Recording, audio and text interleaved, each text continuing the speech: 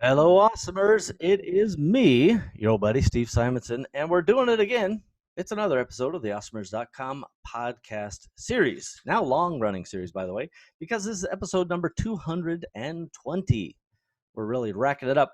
And this, as you may have guessed, is part of our Axiom Mini Series.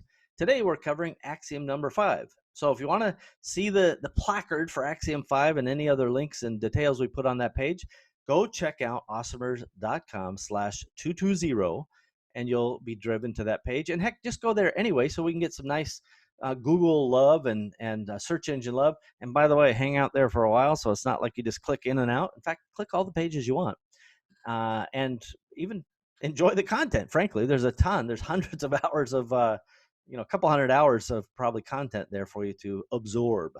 So enjoy. Today we're talking about axiom number 5, and this one fairly simple, but it's nuances to it. So let me tell you what it is first. Axiom number 5: data-driven decisions outperform emotional-driven decisions in business. Notice I added the in business down there, right? Because the next time you're getting an argument with your significant other, and you're like, "Hey, I got some data to share with you over here," and then you see your significant other ready to, strangle you. They're operating on more of an emotional level at that time, and perhaps it's time to set data to the back burner and mend the emotional fences. But that's a whole nother podcast, everybody. We're talking today about in business. How do entrepreneurs use data? Why should they use data? And how is it that data is often set aside and people's guts and emotions are the drivers when data is accessible? So, in this world we live in, you can get really good data about the efficacy of your ad dollars, right? You're putting money in an ad campaign. It doesn't matter if it's on Google or Facebook or Amazon or, pick your poison. You get pretty good details and data as long as you're putting in back end tracking metrics, whether it's attribution, tracking pixels, it doesn't matter. You can kind of take it from spend to result and get a number. And there's no way in the world that emotions will help you and go, well, I really feel if we put more money into Pinterest on this money losing campaign, where it somehow will turn around. It's rarely the case. And in fact, data is telling you the trends. Those people in that particular audience you've selected, seeing this particular message or series of messages you've thrown at them, are producing this net fiscal result. Therefore, make a decision based on that data. Either it's good or it's not so good. And it's so empowering for you to be able to make these decisions without relying on your guts or emotions, because ultimately you can make the data driven decisions again and again. More importantly, your team can make data driven decisions and defend it with the data. You go, well, gosh, I thought that campaign on Google or Spotify or Hulu was going to be awesome, and they show you the data. They go like, no, that was one of your terrible harebrained schemes, Steve. Oh, that actually hit a little too close to home. The truth is, we should try harebrained schemes, but we use data to decide if it's working or not to the greatest extent possible. There are some things that we can't quite track. And in fact, Apple is trying to make it harder and harder to track things. But we should do a really high amount of diligence to track it as best we can. Now, I'm not just talking about the application of data driven decision making, the 3D method, by the way.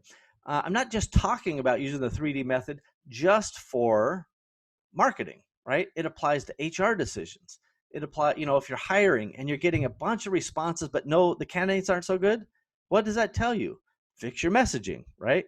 If you're getting very few responses, what does that tell you? Fix your messaging, right?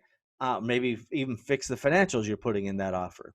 There are lots of ways of kind of making real 3D decisions, data driven decisions that will help you make your business actually incrementally better and better. And many of the decisions are just small little twists of the dial. It's like 0.5% here, 1% there, 0.25% over there.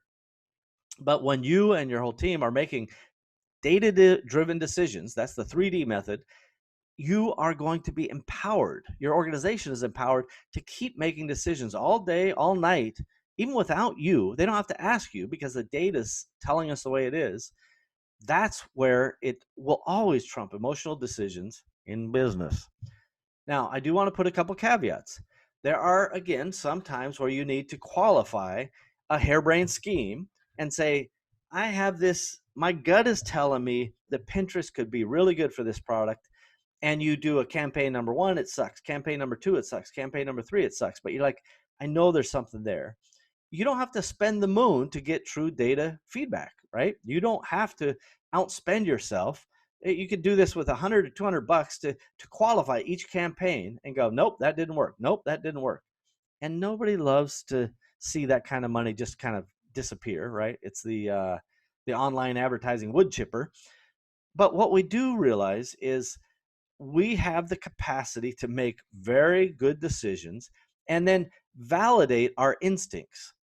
Maybe you find that right audience on Pinterest after the third or fourth or fifth try, and that does validate your instinct and goes, okay, well, once I tweak the message and once I tweak the audience and once I tweak the offer just enough, that's when everything came into sync. And don't forget that very few of these 3D situations, data driven decisions, are based on a single variable. Most often these are multivariate equations that you and your team must think through. And I want to just reinforce this.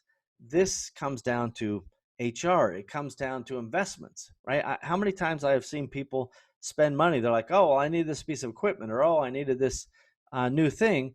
And it was a fairly significant, considered purchase. And they never got any quotes. They're just like, oh, well, this guy had it online. I just bought it. If it's a relatively small purchase, fine. If it's time is of the essence, fine. But in a general business setting, you're going to want to be prudent with your spending. So that often means getting more than one quote, because now it's a 3D decision, right? You're thinking about data driving the decision instead of emotions. And this axiom number 5 cannot be undervalued in business so many times. And I could tell you it adds up to, over time, millions and millions of dollars, probably tens of millions of dollars, where we have made additional revenue or saved additional cost in pretty reasonable scale as a result of using this 3D model, axiom number 5. Data-driven decisions outperform emotional-driven decisions in business, right? Never forget that, because the next one of you that I have your wife going, Bob said data-driven decisions were the way to conduct our marriage, I will just go ahead and block you preemptively. So let me just tell you that. Awesomers.com, episode number 220 in the can, everybody. You're listening to it right now. I want you to go subscribe, like, click the little notifications. I want you to be a part of the community. Get onto the Facebooks and the whatever. Let us know how you're liking this stuff. And you do that best with reviews on iTunes or Spotify or wherever your favorite podcast platform is. So awesomers.com/220. All done, everybody. We'll see you next time. Bye-bye.